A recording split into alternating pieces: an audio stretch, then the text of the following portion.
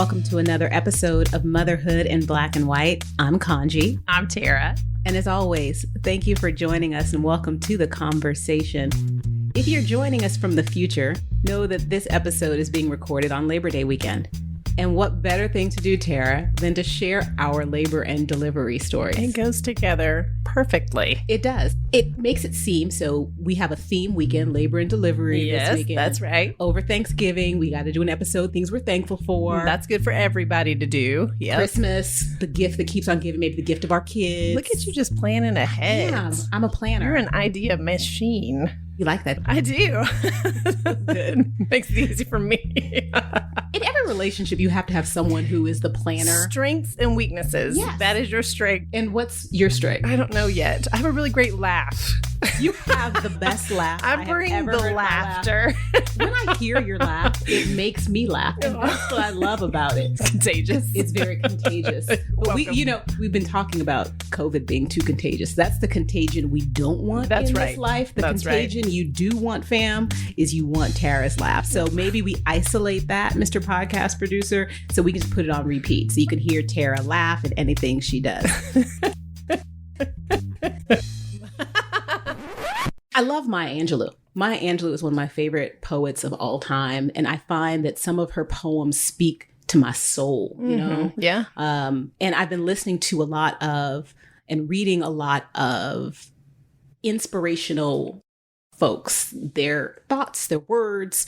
And one of Maya Angelou's poems about labor and delivery and motherhood resonated with me. She wrote, "Let choice whisper in your ear and love murmur in your heart. Be ready. Here comes life." I love that. Isn't that beautiful? But I wasn't ready. You were ready? I was not ready when my son decided to come into the world. Were you ready? I was ready. Anybody that knew me at that time would totally vouch for the fact that I was really miserable that last month. I was ready. Did you go full term with Gage? No, actually, he showed up about a week and a half early. Really? Mm-hmm. Yep. I was actually scheduled to be induced about a week early, and he showed up the day before the scheduled induction by himself. Really? Mm-hmm. And he's just been going... Just picking his own way the whole time. From day one, he was like on me. Was Jason with you when you had Gage? He was. Yeah, he was with me. It was really funny. I'd gone to the doctor on Monday, and the doctor was like, "Oh, things are actually happening for you. So by Wednesday, you should be good." And then I went to bed Monday night and woke up about 2 hours later. Sharp pain, water broke. Let's go to the hospital. How long were you in labor? I was in labor about, that was midnight. He was born at 10 a.m. So just under 12 hours, I guess. 8-10 hours. Okay. Not too bad. Not too bad. I did about, a centimeter an hour for a while. And then, pushed for, I think maybe an hour. It was pretty straightforward. I mean, there wasn't a whole lot of crazy happening. I got my epidural as soon as I got to the hospital. I was like, "Yep, let's do that. That's good." And then first up, whatever we need to do, let's get that happening. And it had kind of worn off a little bit by the end, so I felt a whole lot of the last 30 minutes of it. A lot of people say that you forget the pain of delivery once you hold the child in your arms. They lie. They lie. Those people. I have a very visceral memory of that last moment before he finally got out. I remember exactly how that felt. That escalated quickly. Beth Moore wrote that the purpose exceeds the pain, and I still don't know if that's true or not. So like you, I had a very quick delivery. And I know I told you a few weeks ago when we were thinking about how we were going to plan a labor and delivery episode. Yeah. I told you that I had a precipitous labor. Which I Googled. And I had to Google it as well know what that after meant. I had it. I did not know what I was like, is that dangerous? Is. It can be a little bit dangerous. So Roman was due on Groundhog's Day. He was due on February 2nd. And on the evening of January 18th, I went to bed. I fell asleep on the couch, and my husband had fallen asleep up in the room. He usually left the house about 5:30 a.m. to go to work. And I, at this time, even though it was a few weeks before I was scheduled to have Roman, I had taken off from work already. I'd started my maternity leave. And about 4 a.m, I wake up. And I felt a little something. I was like, oh, maybe that's a contraction. Right. Didn't know. It wasn't a contraction. I went to the bathroom and I called my mom because we've already established you were never too old to call your mom. Right. I said, Mom, how do I know if I'm in labor? She said, oh, trust, you will know. So I said, okay, I'm feeling fine. I went up and I woke my husband up and said, hey, just so you know, something's not feeling right in my body. He said, are you in labor? And I said, I don't know, but let's go ahead and go to the hospital anyway. As we get in the car, I call the messenger service for the doctor's office, and the doctor calls me back and she said, how far apart are your contractions? I said, I don't think I'm having contractions, but I think I am. And she said, this is your first baby and you were just overreacting. I just saw you a couple days ago and you're not in labor. You weren't effaced. You were probably a good few weeks away from being in labor. I said, I don't know, something's just not feeling right. And so the whisper in my head was, just keep going to the hospital. And we lived in northern New Jersey. Our hospital was in New York. I told you guys before that Romy was born on Martin Luther King Day holiday. So this is Sunday night going into Monday morning. It's about 4:30 in the morning. As we're driving through Manhattan, I start wailing. Because at that point, I was in full-blown labor. Like, this is it. This is it. This is less than 20 minutes later. There was no question. When I said, when my mom said, you'll know, trust. I know. It got real hot. We rolled down the windows, and my husband and I are in our SUV, and I'm screaming out the window, and people probably thought I had been kidnapped. Oh, man. Because a lot of folks were leaving the clubs, nightclubs. It was 11 or 4 in the morning, and I just have my head out the window. Just drive. We got to the hospital close to 5 a.m., and the nurse was like, oh, you're 8 centimeters dilated. I said, well, my God. Like you, Tara. I wanted an epidural. And she said, ma'am, you're too late. That's not happening. Oh, no. I'm just going to hold my breath. I'm going to hold this baby in. I will do whatever it takes. I will wait. Somebody knock me out. They called the doctor, and the doctor didn't make it in time. So a precipitous labor is when you have a labor that takes place under 2 hours. Oh, my God. So from the time I had my first contraction to the time Roman was born, it was less than an hour. Oh, my minutes. God. If I had ignored that whisper in the voice in my head and my doctor's voice, and I had gone back to sleep and just ignored it, Roman would have been born on my couch. He would have been born in the living room, and my husband probably would have been on the way to work. I would have been on the couch. He'd be like, listen, this is done. It was over. So it was over by the time the doctor got to the hospital. My husband and a nurse delivered the baby because they looked and they said, this baby's not waiting. He is ready to come. And after he had been born and he was clean, we called my mom, and my mom was like, are you having a contraction yet? My husband said, he's here. Yeah. It's done. And that's when my mom was faced with the decision of being a good grandmother. She was on her way to DC for Obama's inauguration. Oh, yeah, that's right. We talked about that. And I said, Mom, are you going to come up and meet your grandson? And she said, well, no. Listen, I am going to the inauguration. I have my tickets. He's going to be there tomorrow. It is the right thing to do. I said, wow, thanks a lot, Mom. Appreciate that.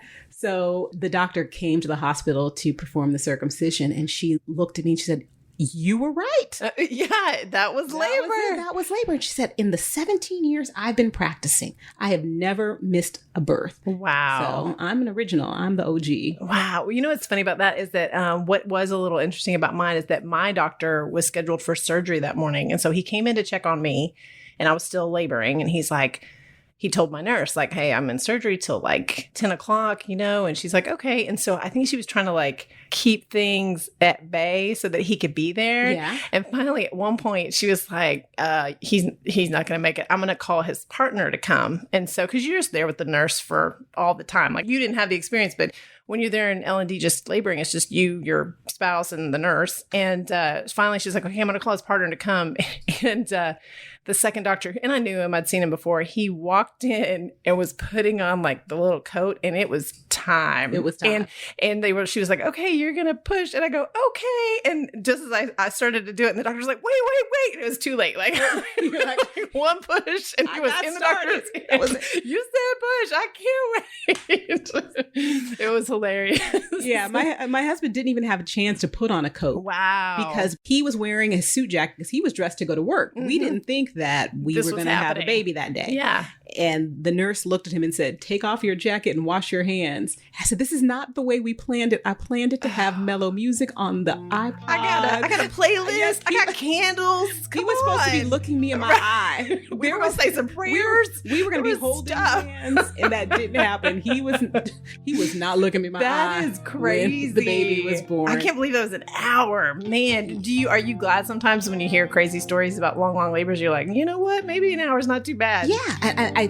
I planned always on having an epidural. Like that was my birth. My birth plan was Prince music playing, husband holding my hand, looking in my eye, and epidural. Right. Because this was my thought. I said, when I was much, much younger, I had done less drugs for a reason other than pushing a baby out of my vagina. So why wouldn't you? Why wouldn't I? I was like, there was less reasons for me to use drugs when I was in college. Drugs for this reason. I was in Manhattan. I was paying a lot of money to be at that hospital. And so when they were not able to get the anesthesiologist to my room in time, I wasn't happy. But looking back on it, my recovery was so quick. Yeah. I mean, a few hours later, I was sitting in the hospital like, okay, I feel good. There was no stitches, nothing. And I was so fortunate. When we got to the hospital, my husband turned on his iPhone to listen to the baby's heartbeat. Aww. And because he had turned on his phone to listen to the baby's heartbeat, he got the entire delivery recorded. Pressure. Okay. You're a strong girl. Take a deep breath in, close your mouth, and push down here. Push on the bottom. Push. And he always says to me that when my son gets to be a teenager, he's going to play that for you screaming in the car all the way. Me just screaming because the sounds that came from my throat are things I have never heard replicated ever. Wow. Ever again. Oh, I see our baby. I see our baby. Don't stop.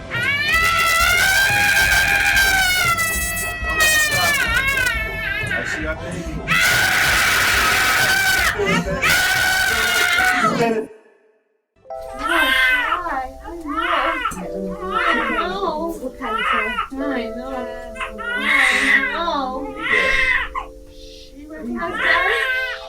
But I think the funny thing about listening to labor and delivery stories is it's what unites all of us as moms. Right. Everyone has her own unique story because there's no one way to do labor. And the one thing that we know is if you make plans, your child or some situation is going to come and change those plans. It's not going to happen. I know. And we have a couple of ladies that are going to be joining us to tell us their labor stories. And so I am thrilled to have our third angel. It's kind of like a Charlie's Angel thing. Yeah. The first guest I have is another friend of ours from the cycling studio. Oh, yeah. Yeah, another one of my 5:30 a.m. angels who's coming to share one of her birth stories. Joining us in a couple of seconds is going to be Dominique. So Dominique is now the mom of 2, and she is proof that each labor and delivery story is unique. She married her high school sweetheart, and together they are raising Elle, who just started 9th grade, and Graham, who is in the 5th grade. They are originally from Louisiana. Okay. Dominique's personality is as fierce and as fabulous as you would expect someone from Louisiana to be. She is just straight fire and very funny. And I would love for her to come on and tell one of her 2 labor stories. So Dominique, welcome to the conversation, friend. Oh, my goodness. Thanks for having me. We are honored that you chose to be with us this evening. I miss you. I miss you too. So we were saying that the 3 of us used to kind of hang out at 5 a.m. in a cycling studio, showing the rest of the world that we really are crazy. That's right. That's true. Like the world needed more proof. I know, it's evident all the time, right? So we're glad that you're here to join us. We love that all of us have boys that are in the similar age range, right? Yeah. So how old is Graham now? He's 10. He is 10. And how is the school year going for him? It's going really well, as best as it can be. So Graham's pretty excited about being back online. He's an extrovert, so he loves seeing his friends and his teachers on the computer. So it's going the best we could hope for. Are they going back next week with everyone else? Yes. So the high school is going to be hybrid, which I really like. So it'll only be 2 days a week. I think that's fantastic. And then face-to-face for 5 days starting next week. So we'll see how that goes. Yeah, absolutely. Our school is saying it's going to be like 50% are coming back and 50% are staying home. So it's actually a really nice split for our school. Yeah. Ours about the same. So we'll see, and just I've learned a lot about myself, and letting go. Yeah, you letting say you go. letting That's go right. of what? What are some of the things you're willing to let go of right now, Dom? Planning. Isn't that what we learned in 2020, to let go of any sort of planning? Any plans? Yeah. Yeah. And also, Tara and I were talking about it earlier, labor and delivery. Well, that's something we learned is don't make the plans, because the plans of having your labor and delivery going a certain way can go astray by life. Now, share with us your first delivery. Did it go according to plan? I don't think any goes to plan, but I would say as best it could. It's been 14 years. And back then I was more of a type A, true personality of planning and making sure I knew everything. But I did also know enough about myself to just kind of go with the flow on it. Yeah. So I had gone almost 2 weeks past my due date. Oh my gosh. Yes. No, thank you. Exactly. So it kind of started off not going to plan. Wow. Right from the beginning. But I think it's really important. I knew we were going to talk about this. And so there were three things that I thought about for both L&Ds, which is, you have to educate, you have to advocate, and then appreciate through the entire process. And I think that's the only way you can attempt to stay sane. You talk about appreciation. Mm-hmm. One of the things that I think that we have to appreciate is the fact that our spouses were present for our labors and delivery. That's right. And your spouse made sure that everyone knew he was in the labor and delivery room with the birth of your son. Is that correct? Oh, yes. Yeah. So talk to us a little bit about how that went. Yes.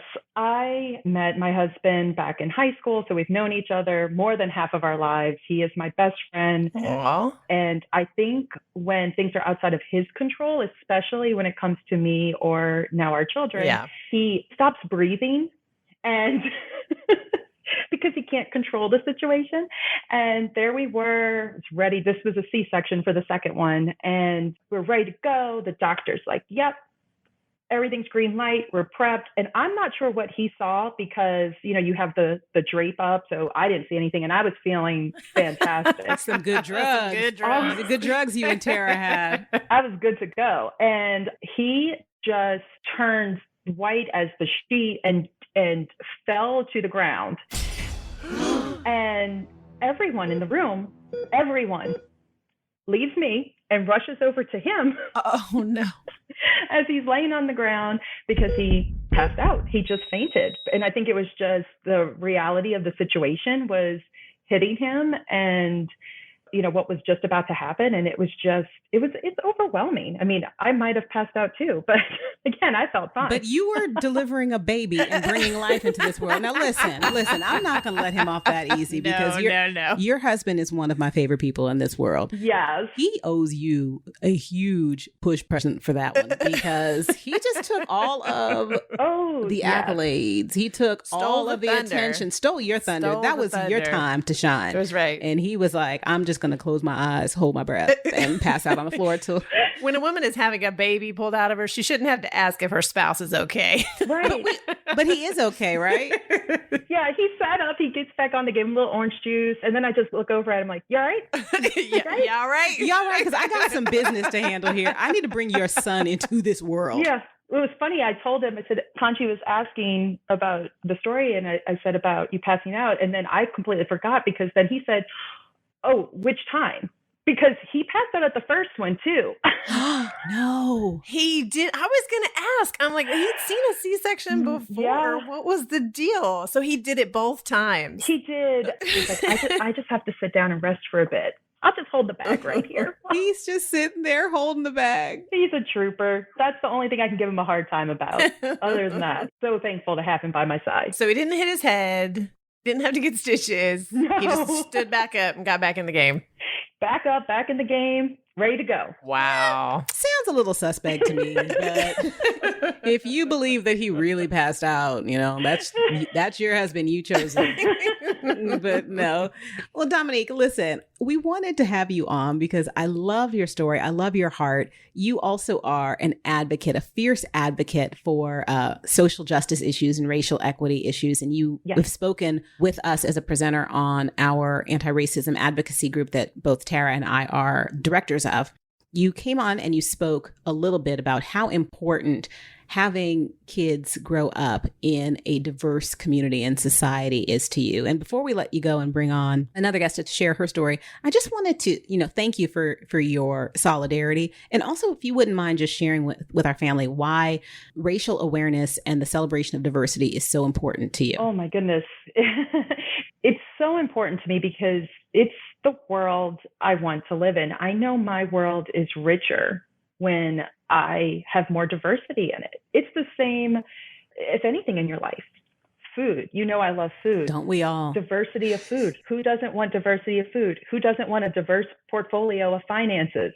So your life will be richer when you have people in it who are more diverse, who are different than you. Because what you'll find is, yes, there are differences, but there's more commonalities. I have found more things in common with people who maybe on the surface look different than I do. But when I find those treasures in my life and hold them close, I know that there's so much more that we can do and be and give to each other if we just welcome diversity into our homes, into our lives, and share that diversity, share our cultures with each other, and you will be a better person for it. Well, I'm the better person for having you in my life, and I do miss you. I know being a retired cycling instructor, it's hard because I miss out on my cycling fam, but I'm glad that you were able to join our podcast fam and share your story and share a little bit of your heart with us today. Absolutely. Please make sure that you continue to give Kirk some orange juice and tell him that there is no passing out. Sugar. Check his blood sugar and everything you do. Yeah. Hey, friend, it's so great chatting with you. Oh, my pleasure. Thank you for having me. That was fantastic. I can't imagine what I would have done if my husband had passed out. I would have probably never forgiven him. Yeah. Well, who am I kidding? Probably. I would never have forgiven him. How are you going to steal my thunder? This is my time. Exactly. There is something about being like, hey, I'm the one on the table, man. Like, it's supposed to be about me today. Right. And the first story, she planned for it. She prepared for it. She was in labor for quite a long time. Yeah. And our next friend is actually a friend of yours. And she had the exact opposite experience, kind of similar to yours, but a little extra crazy in the middle. Yeah, I'm excited to hear it. Yeah, so Dianthe, she's a mom of 3 kids, and each of them have a wildly different L&D story. We've just kind of picked the one that's the most fun to share today. But she and her husband, they are living a real life sitcom, kind of raising their family. She's always entertaining her friends on social media with hilarious stories about their brood, and she also has a blog that she shares her stories on called One of Those Moms. She's a self-proclaimed social media junkie and a pop culture aficionado. And just as a little PS, she does the best real-time award show commentary you've ever found on social media. She's the only reason I still watch award shows. But she's here today to share one of her labor stories, my most favorite one. So Dianthe, welcome to the conversation. Thank you. I'm glad to be here. We're so excited to have you. Thanks. So I told Kaanji a little bit. Kaanji and I were talking earlier, and she was sharing her story, and she had what I had never heard of is a precipitous labor. And so she was telling me how she had her son within an hour of labor starting, and she was like screaming in the car all the way to the hospital. And it made me think of you, and I haven't told Kaanji your story yet, so I'm going to let you kind of break down what happened with your second child. Okay. Dianthe, wait, let me get some popcorn. I can't wait to hear your story. Yes. So my second born, Miles, was born in the car. In the car. Kaanji. Yes. And it's crazy because people are always like, how did that happen? How did you not know that the baby was coming? And it was like the perfect storm. All of these different things played into that happening. So with my firstborn, my daughter, I ended up having to be induced at 41 weeks because she just was not having it. She was not coming. And in doing that, I had a natural childbirth with her, and I wanted one with Miles as well. But I didn't want to spend a lot of time hooked up to machines. I didn't want to be, they put the monitors on you and they're trying to check you every 2. I didn't want any of that. I wanted a very just kind of let my body do its thing. So I had a birth coach, my doula, whose name was Cindy, was going to come and we were going to, labor at home as long as we could and wait until, we were closer to go to the hospital so that the minute I walked in, they didn't hook me up to all of these machines and all of that. But the big problem was I didn't know what labor was like. We were just talking about that before you came on, Dianthe. Kaanji was talking about how she wasn't sure if she was in labor when it first started. Yeah. And so what did your doula, Cindy, tell you? So we had talked a couple of times. So early that afternoon, about 3:00 in the afternoon, I started having contractions, but they were really far apart. They were very light. And when that happened, I went to go run some errands. So I went to Walmart, I went to Target, I went and, did a couple of things, came home, I took a shower, I did my hair and my makeup, and I called my best friend who was going to come and stay with my daughter. And I called my mom and she comes over and we're all just hanging out and I'm hungry and I know they're not going to let me eat later. So I order a pizza and we're just hanging out, having like a big old party. Dianthe is in charge of her labor. She was planning everything to a T. That's right. I love it. You had pizza delivery, you had Domino's on speed dial. I knew I wasn't going to be able to eat. And so, we're just kind of hanging out and I'm having contractions kind of sporadically. And my doula's like, hey, just, keep me posted. Let me know what's going on. Okay. And then things kind of stall out. So I'm like, okay, really? Like, let's get this thing going. So it's starting to get later. My mom goes home. My girlfriend, my best friend decides to stay after all. And I'm going to put my daughter to sleep so that things get going. She'll be down for the count. My girlfriend can hang out and it'll be fine. Well, she's not having it either. So here's the other thing about me. So I nursed all of my kids forever. Time out, Dianthe. When you say forever, I'm going to need a time frame. Is it a 2020 version of forever, which is really forever? Or is it an idea forever like 2 months? It depends on probably your perspective. Okay. So I ended up nursing all of them until they were about 3 years old. That's forever. That is the new version. She was one of my sheroes that made me feel bad about not breastfeeding. If you look up forever in the dictionary, Dianthe, your picture is going to be right there next to it. Me with babies hanging off the boob. Yes. So Sydney was 2 when Miles was born. And so I was still nursing her. And so I tried to get her to lay down at one point and nursed her and she wasn't having it. So she got up and I got up and the contractions started in again. So they're starting to pick up a little bit. I call Cindy and let her know. And, she's going to head over to the house. I think this is it. I call my doctor. I tell her. She's like, okay, and they start getting stronger. Come on in, give me a call, let me know so I can head to the hospital. Okay, great. We're all hanging out. And I try again to nurse her. She's still not having it, but after nursing her, the contractions start to pick up. Now, here's one of those things. You think that you're completely in control and you've got this and you're completely aware and you know everything that's going on. Right. I had heard for years how nipple stimulation can increase your labor and kind of speed it up. Ooh, I didn't know that was a thing. Me either. But that never occurred to me as I was nursing my daughter while I was in labor. That you were turning up the volume without even meaning to. Didn't even turning up the volume, opening up the cervix. Wow. Didn't even click in my head.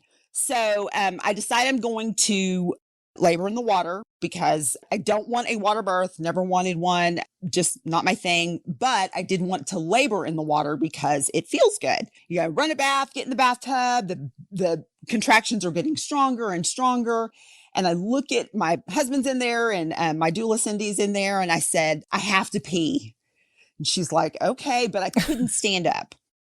She helps me out of the tub. I sit down on the toilet. I pee. And then I'm like, okay, I need to get back in the water. And she's like, I think we need to head to the hospital. And she, of course, she's a doula. So she's very calm and even keeled. And, everybody's kind of rushing around. It was almost like a movie because I could see everybody kind of moving around and, they're doing all these things and I'm kind of moving in slow motion. Yeah. So I get dressed. I'm headed down the hallway. She's told my husband to bring towels and trash bags. put those things in the car. My photographer is now at the house. Yes, ma'am. Yes. Let's pause. She had a birth photographer, girl. So yes. This is how planned Dianthe is.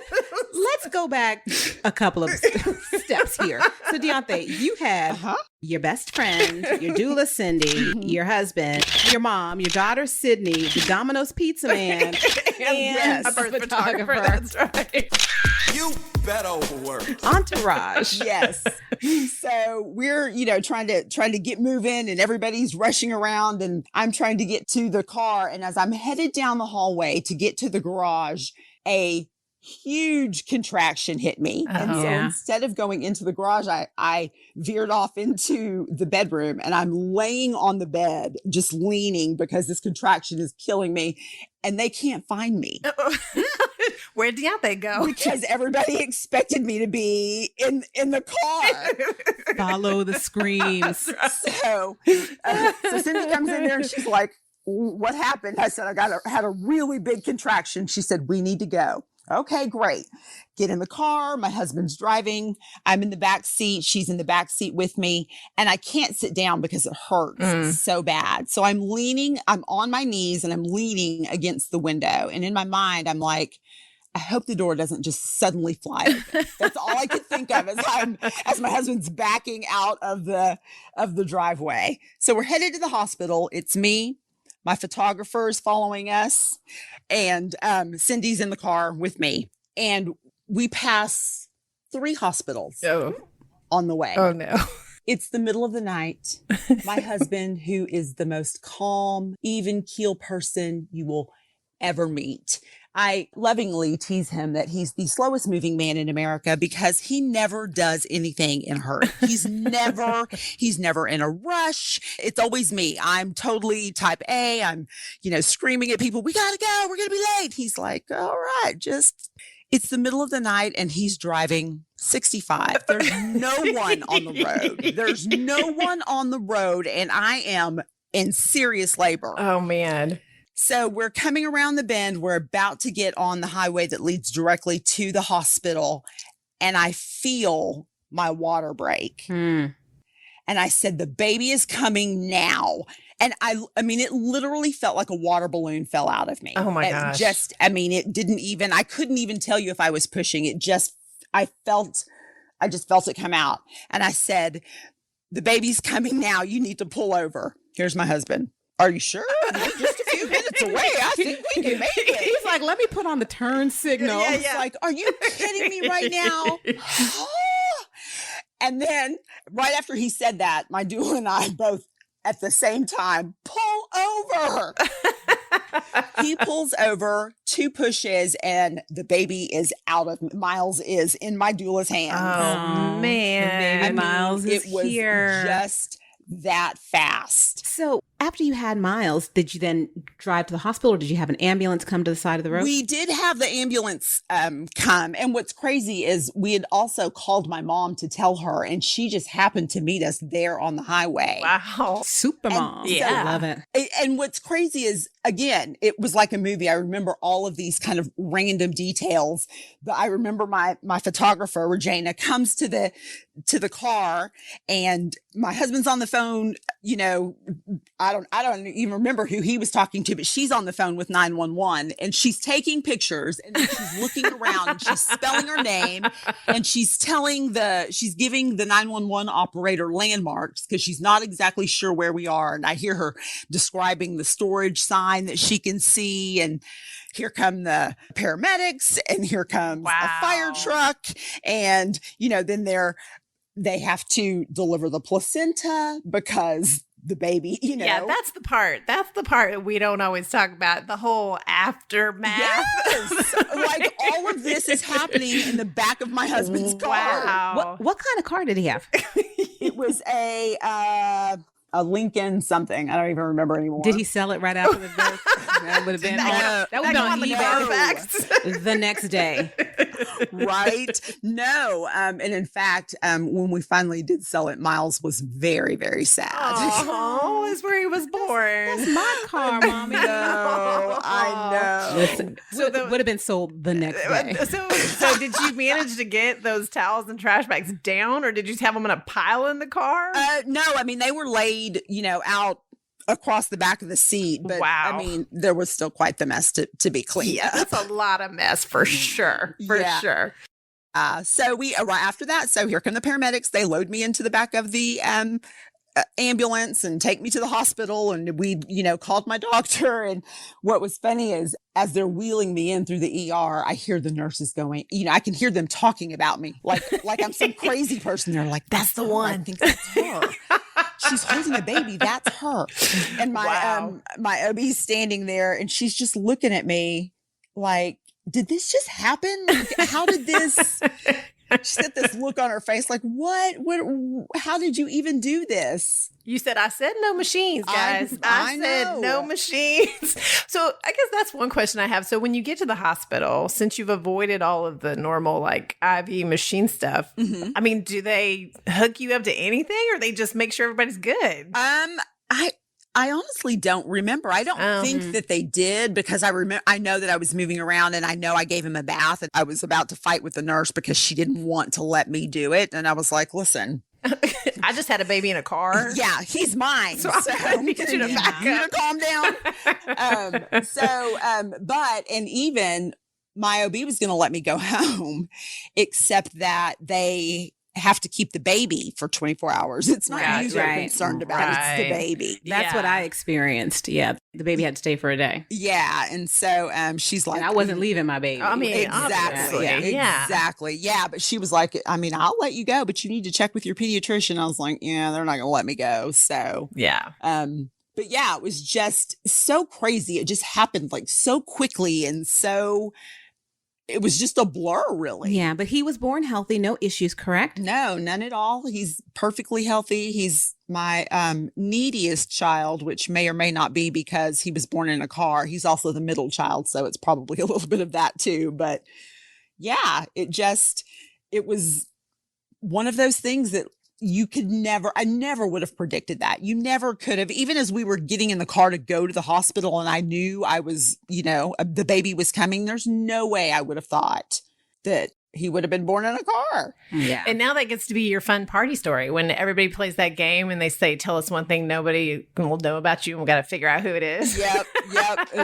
Two truths and a lie. That's right. I had a baby in a car. That's right. And what's funny too is, and so that is always the thing that we do, if you go to school and the teachers are like, oh, tell us something about Miles. I'm like, well, he was born in a car. And they're like, what? But the exit that he was born at is actually now the exit where we live. Oh, I love that. That's which fun. is just random because, I mean, we lived 10 miles from where we live now, and it just happened to be right at that exit. And every time we pass by, I'm like, look, Miles, there's where you were born. And you wanted to move closer to the hospital for the third one because we already know how your husband drives. So just to make sure, was this before Dianthe, let's be real. Yes. Just move a little close to the hospital. Cover all your bases. That way we don't yell at him when he uses the turn signal. That's right. Yes. Well, we didn't move closer to the hospital until after the third one was born. And while we made it to the hospital in time, we did not make it back to the delivery room. So, girl, minor details. Live quick.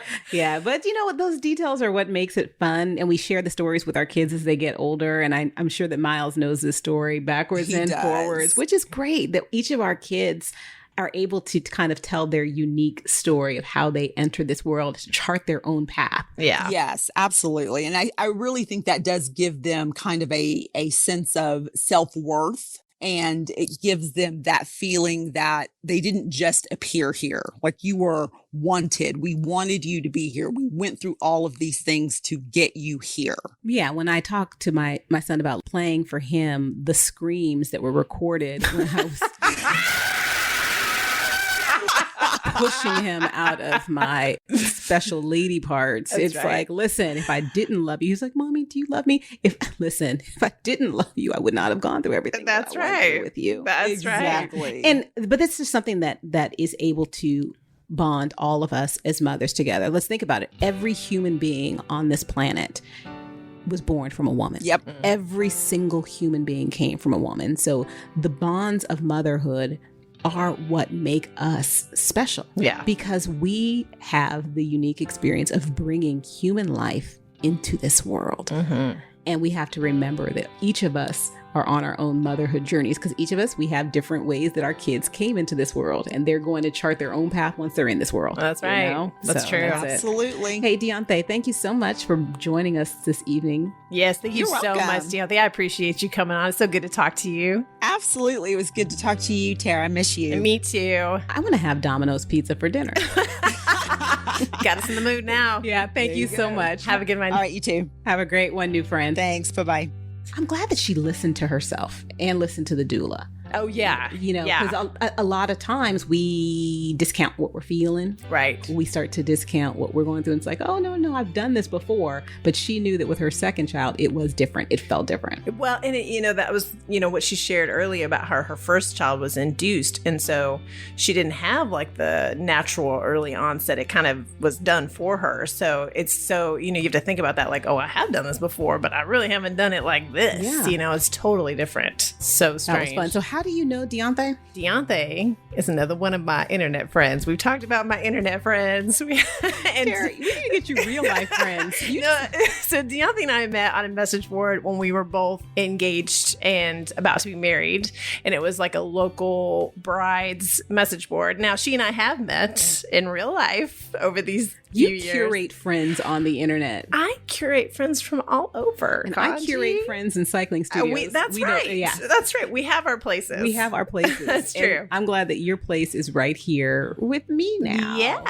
I'm going to start getting and trolling internet boards to find out if you're cheating on me and having new friends. Don't you dare. I would never. I would never. I'm going to hold you to that. How's the marathon training going? It's been tough these last few weeks because we're basically living in the hottest place on the planet right now. So running outside is not my favorite thing to do. But I've been able to get a little bit in, and I'm hoping by September in the next couple of weeks, I'm about halfway into the mileage. So I'm doing all right with it. It'll catch up. We will continue to check in on you and your half marathon training. Please, I need that the check dog in. days of summer winding down. Labor Day signals the official end of summer. And it's crazy because when I was growing up, we used to go back to school after Labor Day, but our kids here have been in school for several weeks. And Labor Day, it's also a time just to think about not only the end of summer, but new beginnings. New beginnings. I always think of September that way. And I know people talk about that. I don't know if it's because you grew up going to school for so long and then, back to school turns into like this brand new start kind of thing. But I always feel like I'm kind of starting a fresh turn the page after Labor Day. Can you still wear white after Labor Day? Listen, I don't follow those kind of rules. You don't follow any I will rules. wear white whenever I want to wear white, girl. And that's hardly ever because I spill. So I don't wear white that much. I'm not going to do what people tell me to do, but I just tend to spill things on That's right. myself. I don't wear white not because of the rules, but because I am a mess. That is why I don't wear white. Wear your white. Wear whatever you want to. How has your week been going so far? I had a fantastic week. It was a very challenging week that we just completed. We had the death of Black Panther. Mm-hmm. I went to Georgetown University, and this week we lost Coach John Thompson, who was kind of a father figure to all of us on campus when we were there. And I remember him just checking in with me when I saw him on campus. He would make the time to be and he was such an inspiration for the Black students at Georgetown and just an inspiration for people in general. Well, I had support from Georgetown, there's no question. Some people at Georgetown, let me make that very clear.